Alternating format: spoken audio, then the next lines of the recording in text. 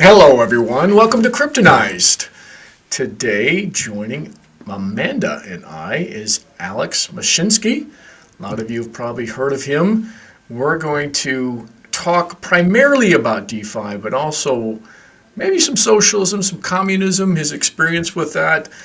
This gentleman's done a lot all the way around the world here. So, with that, Alex, welcome to the show. And can you give us a little bit of background on yourself? Sure. So I'll try to defy the odds here and be a little more original than we others. like puns. We like puns. Go for it. Yeah, my kids definitely don't think I'm funny with all these dad jokes. So I was born in communism in the Ukraine back when it was back to part of the USSR. Grew up in Israel. Actually, my parents immigrated there, and then came to the United States to spend the last 35 years in capitalism. So I tried socialism, capitalism, communism, and I can attest to the fact that capitalism is the best system, but it still has its quirks. We're still working on kind of figuring out how to make it apply to everybody.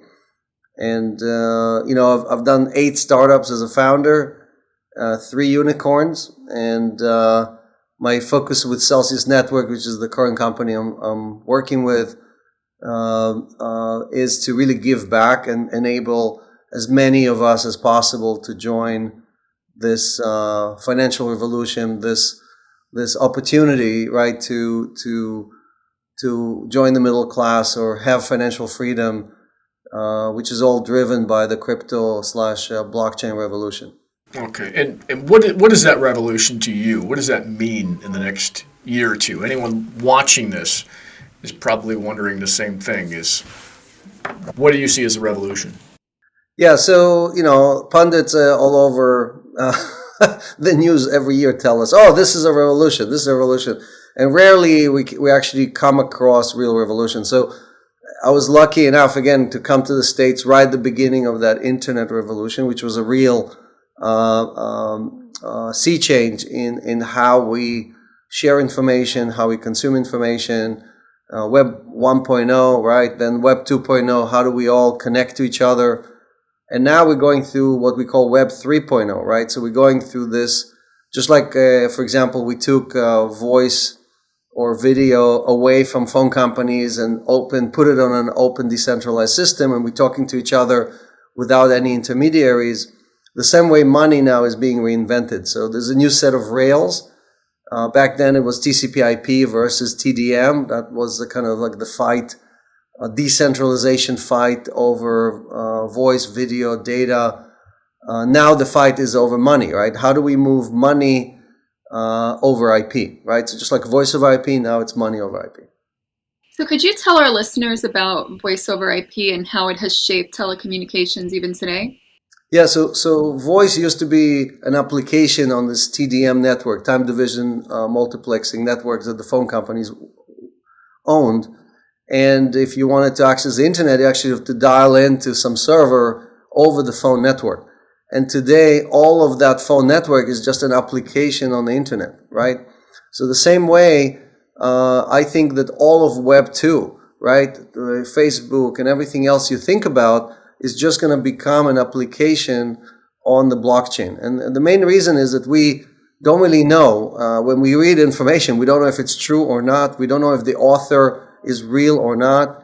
And a lot of these things force many of us to really reassess who we believe in. And that's what a lot of this migration from believing mass media to only believing what our friends tell us is because we cannot trust any of the sources of information, because many of them just don't tell us the truth, right? So on the blockchain, it's much harder to lie, it's much harder to cheat, it's much harder to mislead people. And because of that, I think a lot of that authorship, a lot of the kind of like regular functions that we do with Web 2.0 are going to migrate to Web 3.0. So, I mean, you've talked about potentially inventing DeFi. Maybe you did because of your staking at Celsius. But you also talk about CEFI. Now, that's interesting because most people that had started in DeFi are just anti-centralization. So how are you balancing the two, at least at Celsius, or just in general as a philosophy? Yeah, so we invented yield on the blockchain. We definitely did not invent the term DeFi. We called it, again, MOIP, or money over IP, and DeFi sounds so much more sexy. But basically, more than a year before Compound or Aave or anybody else, Celsius was the first one to come up with that second killer app for crypto. So if you think of the first killer app being store of value, the second killer app is yield. How do you create yield?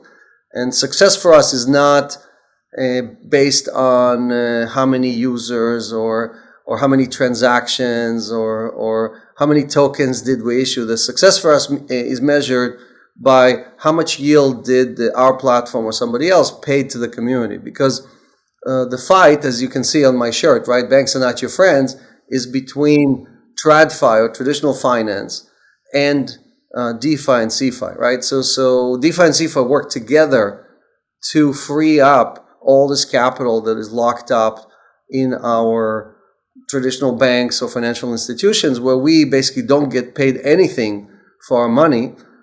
Banks are earning record profits, right? They're all bragging to Wall Street how they've made even more money than ever before, but they don't give any of that money to us, right? None of that money makes its way back to us, as the people who actually worked super hard to create the value, exchange our time for the salaries, and then we deposit that with the bank.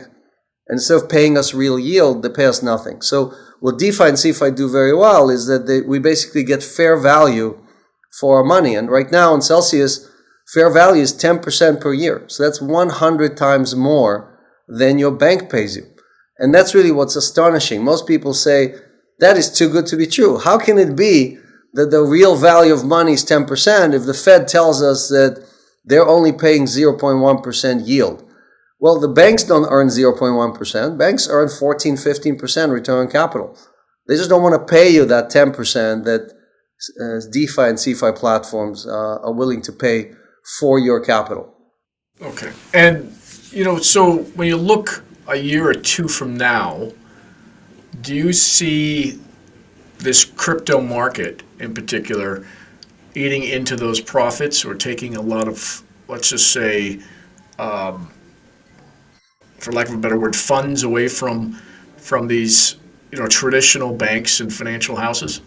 I definitely see a lot of money moving back and forth. Today, a lot of money is moving one way, meaning it's leaving TradFi and it's going to CeFi or DeFi. But a lot of money is going to come back as well. And for most people, if you did a survey for 300 million Americans, most of them will tell you, oh, Bitcoin, so volatile. But there are many different forms of crypto. For example, stable coins are not volatile at all. They're very stable. They're actually pegged 1-to-1 to the dollar, but they create this 10% yield we talked about. At the same time, you can basically detach yourself from the dollar. If you don't believe that if you think that the Fed is going to continue printing money and you want to detach from that system, you should put some money into Bitcoin or Ethereum, because those platforms have their own economics, have their own drivers, and it's a great way to effectively buy some insurance against the US dollar or against some other fiat currencies. So it's definitely a two-way highway, but currently, because there's such a chase for yield, there's much more money coming into DeFi and CeFi than there is going back into TradFi. Can you explain, what is Celsius X and what do we have to look forward to with it? Sure. So we launched a new service that basically builds bridges and roads and bridges between, if you think of crypto as like these castles, so Bitcoin is a castle, Ethereum is a castle. Now new castles are being built like Cardano and Polkadot and Solana. All those castles are effectively competing with each other. And when you have value, you want to move swiftly and easily between all those different castles. So to do that, today it's very, very difficult. You have to really use very complex and complicated bridges that can be easily hacked, and there's a lot of, you have to be really a real pro to know how to manage them. And what Celsius X does, it really basically enables you instantly to create value across chains. So for example, I can take a Bitcoin on the Celsius, on the Bitcoin blockchain, lock it, and immediately create the equivalent value on Cardano or the equivalent value on Polygon, right? So you don't need to go through some kind of a blockchain or a smart contract and pay all the gas fees and everything else, but rather Celsius as an authority, we have over 30 billion in assets, guarantees, and you can verify that on the blockchain, that we locked one Bitcoin on the Bitcoin blockchain and we created an equivalent value on the chain that you want to express that value on. So Celsius X is a new way of transacting and navigating through this labyrinth of blockchains that we have. We currently support 16 different blockchains. That's more than anybody else. And in the tradition of Celsius, there's no fees. You can do that instantly with no fees, where if you, for example, want to wrap Bitcoin and put it on Ethereum, you have to pay a fee to BitGo, or you have to pay a fee to somebody else who is the issuer of those tokens. So what Celsius has done very well in the last 4 years is really, again, create all these products and deliver all that value to our users instead of becoming just another toll collector. And really, we don't like this idea that people bring the worst practices from Wall Street to DeFi and then set up a toll and start charging people fees for stuff that we actually try to deliver as a form of value to the user, right? To increase the user base. Because the fight is over who is going to win billions of users, right? China currently has more users than all of Bitcoin. Just the digital yuan has today already more users than all of Bitcoin. So the fight is over all of those users. Are they going to trust us, or are they going to trust a CBDC, or are they going to trust some corporate version like Facebook or JP Morgan or somebody else? Has government regulation affected you and your exchange in any way? So I think a lot of regulators are very surprised how fast we've grown, right? We were $1 billion last year and we're over 30 billion this year. And they're all basically saying, wait a second, where did you show up from? I mean, can we get some information that we want to see that you're actually doing what you're promising? Are you using best practices? Do you have risk management? Do you have reserves, right? How much money do you have on your balance sheet? And so a lot of the questions from regulators have to do with them being worried because there's so many bad actors in crypto that we are just another bad actor. And obviously, if something bad happens, that their customers are going to, or the citizens or residents of the states are going to get hurt. So we just announced we raised $400 million in equity rounds. So it's one of the largest rounds ever in DeFi or CeFi. We've announced hundreds of millions of dollars investments in mining and other operations, which again create cash flow, real cash flow for the company. So Celsius probably has the largest balance sheet of any DeFi or CeFi participant, and again, definitely has the most assets under management. And we paid over $1 billion to our community, so that's a 10x bigger. That's 10x more than the next person or the next protocol as far as actual payouts to actual users versus how much did you collect for yourself. I think Coinbase and other people are bragging about how much they collected in fees for themselves, right? If you look at their quarterly numbers, we brag about how much we paid to our community. So that's really the big difference between Celsius and most of the other participants in DeFi or CeFi. I mean, looking forward, besides Celsius, who excites you in the space, whether it's CeFi or DeFi? Who are the companies that you say, hey, these people are leading the way along with us?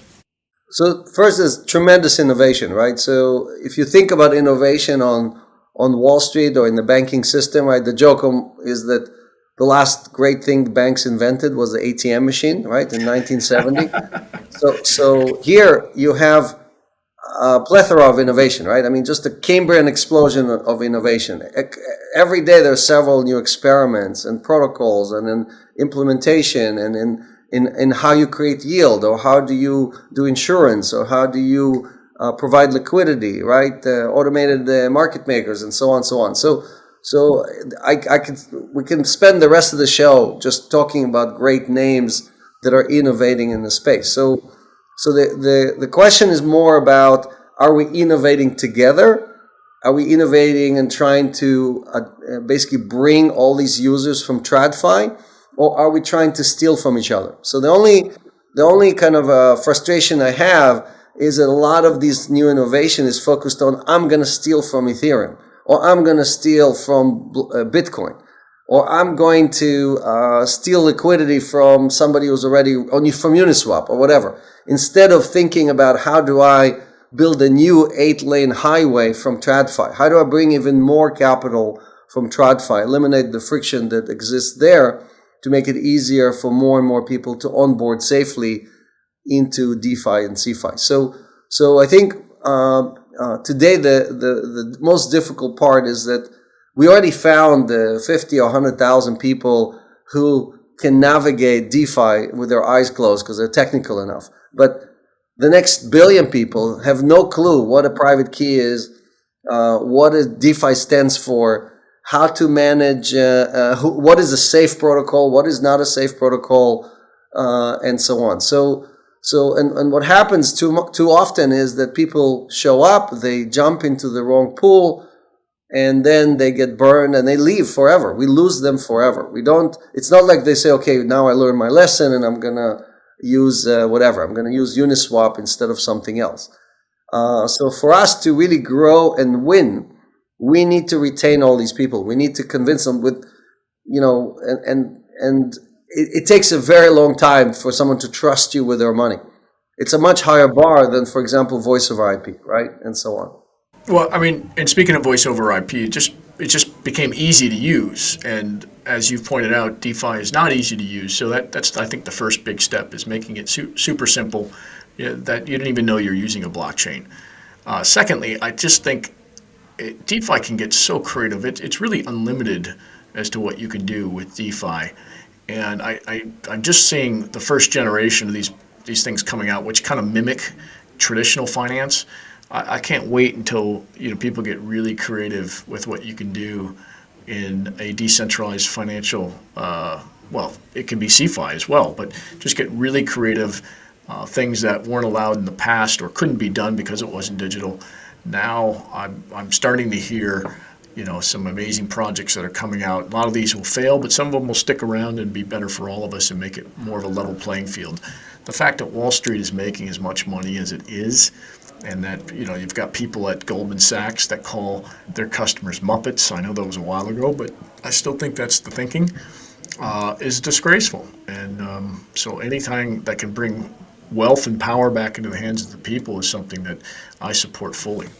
Yeah, I totally agree with you, and I think we need guardrails, though. And I think you're starting to see regulators basically require, for example, KYC AML, right? They don't want the bad actors to play in the same sandbox as the good actors, right? They require you to kind of separate the sophisticated investors and non-sophisticated investors. Now, all these things have also a downside. I'm not necessarily a supporter of all forms of regulation, but without any regulation, you have almost every day there's a hack, there's a rug pull, there's a scam. So what Celsius has done very well, and that's why we have the most AUM, is really help people navigate, and especially people who are not very technically savvy, help them navigate to find yield, but not take all the risk that comes with just kind of jumping into DeFi and hoping that you didn't land on a bad protocol. Because with voice over IP, if you used a bad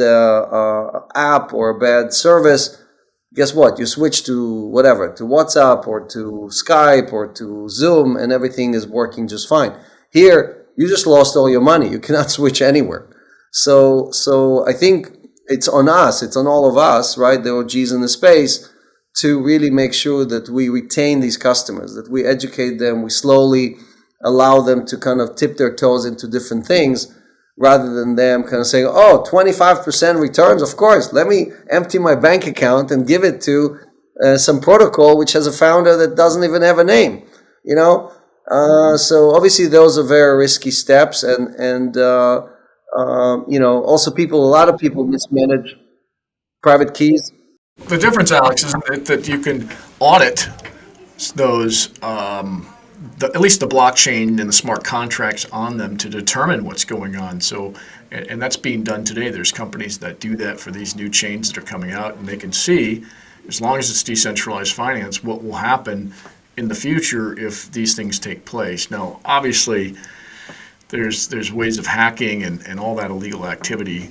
But for the most part, why can't most of the regulation be done on the blockchain itself through rules and contracts? So there was an article, I think it was on CoinDesk recently, that took all the recent hacks, and it was over $1 billion in hacks, and showed that all of them had two audits or more. So audits not necessarily tell you that there's not going to be a rug pull, or there's not going to be a scam, or there's not going to be some exploit. So and now again, I'm not saying there's bad intent here or somebody is maliciously doing this stuff. The problem is that when you have this rapid innovation, you're going to have mistakes, you're going to have issues, you're going to have problem with the code. And most people who are joining crypto don't understand of that because they've never seen. They think like, okay, well, this is a bank, I'm going to a different bank. No, this is not a bank. This is the Wild West. So we, again, it's on us if we want to retain these people as users of the platforms.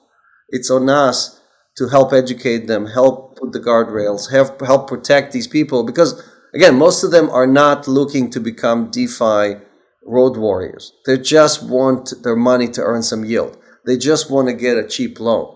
They just want to have a path towards financial freedom. That's what they're looking for, right? They're not looking to trade all day long.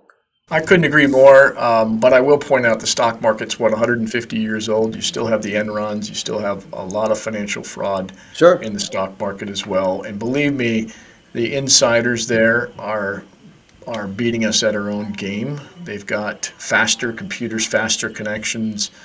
The arbitrage that they're capable of is nothing that you and I can do.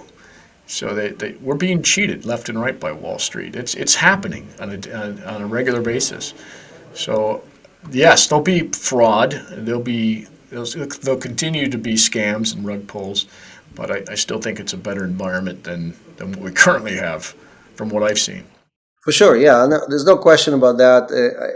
I think the opportunity is there, the execution is there. And again, if we don't regulate ourselves, then outside people are going to come and regulate us, and it's definitely going to get worse.